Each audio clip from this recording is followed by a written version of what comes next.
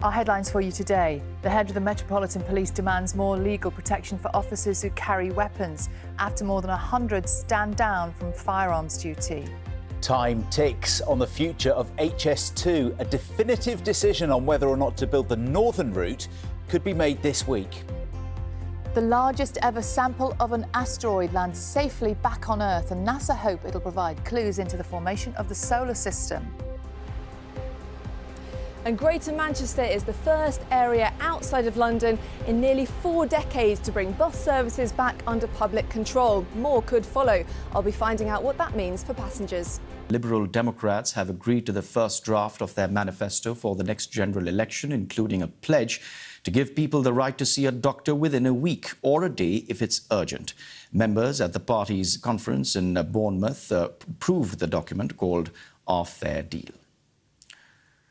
3 days of strike action planned by non-teaching school staff in Scotland will go ahead after last-ditch talks over the weekend failed to find an agreement over pay.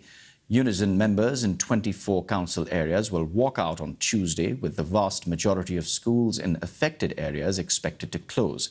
Members of the Unite and GMB unions have had their strikes suspended, whilst members are consulted on a new pay offer. The first buses brought back into public control in nearly 40 years have begun running services in parts of Greater Manchester. The B Network fleet of electric buses started operating in Bolton, Wigan and parts of Salford and Bury this morning. The Mayor of Greater Manchester, Andy Burnham, says he hopes it will lead to cheaper fares. It's claimed London is missing out on the potential benefit of mass e-scooter use. The operators behind rental schemes say they can cut car use and congestion. At the moment, only rental e-scooters are allowed on the roads. Private e-scooters are illegal. Critics say they're dangerous and should be banned. The government says it's considering new legislation on their use. I think right now scooters are a missed opportunity in London. I think there's a lot of untapped potential in this mode of transport. I think if you go to cities like Rome, Madrid, Brussels, you see everyone using e-scooters and getting out of their private vehicles. As we've been hearing this morning, some of the capital's top universities will be affected by a 5-day strike which begins today. Members of the University and College Union at around 10 institutions will walk out. It's part of a long-running dispute over pay and working conditions. The union says it'll re-ballot members for further action later this year. Luton Airport has received the highest level of recognition for its efforts to reduce carbon output. It's the third major UK airport to achieve accreditation, and they've done that by increasing the number of fuel-efficient aircraft. It's also installed a solar plant, and that provides a quarter of the site's electricity. Right, let's have a look at this morning's front pages of the papers, shall we? And the Metro says that almost 400,000 patients that go to A&E in England end up waiting for 24 hours or longer to be seen. The paper quotes the president of the Royal College of Emergency Medicine, who says longer A&E waits are harmful and increase mortality.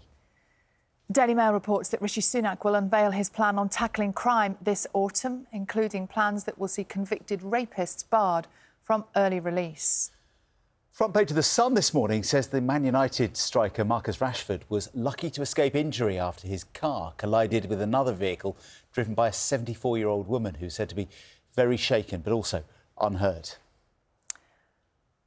Are they thinking what you're thinking? Asks The Guardian, which carries this image of meerkats. Researchers at Nottingham Trent University are investigating whether they can detect emotions including happiness, sadness and anger in humans and then adapt their behaviour accordingly. Yes, surely. He's thinking, why are they taking a picture of me? He's thinking, what's that?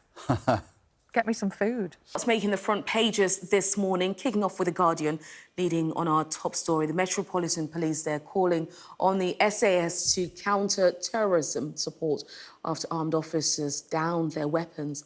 And that's also there, gracing the front page of The Express. Its headline there, rebellion by gun cops forces soldiers to step in. And The Times says the Home Secretary sought to quell the dispute by announcing that she would protect firearms police from being brought to court. And in The Telegraph, the Met Police Chief demands a revamp of protections. And the newspaper says more than 100 economists are warning that the Prime Minister, that his climate policy U-turn will raise the cost of living. And the Mail says Rishi Sunak is launching a crime crackdown that will see serious sex offenders being barred from early release. New figures show almost 400,000 patients spend 24 hours or longer in accident and emergency in the past year. That's leading the Metro. And EFT reporting there that Russia is benefiting from the surge in oil prices after successfully avoiding G7 sanctions on most of its reports.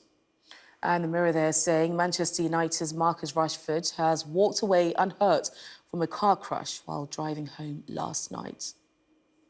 And the Sun's also leading with a Premier League stars collision. It claims that the striker's £700,000 Rolls-Royce was wrecked in the accident. And a Star there warning of 80 miles per hour winds, power cuts and travel chaos as Storm Agnes rolls towards Northern Ireland later this week. And if you want to see any of those front pages again or read the stories, just scan the QR code on your screen.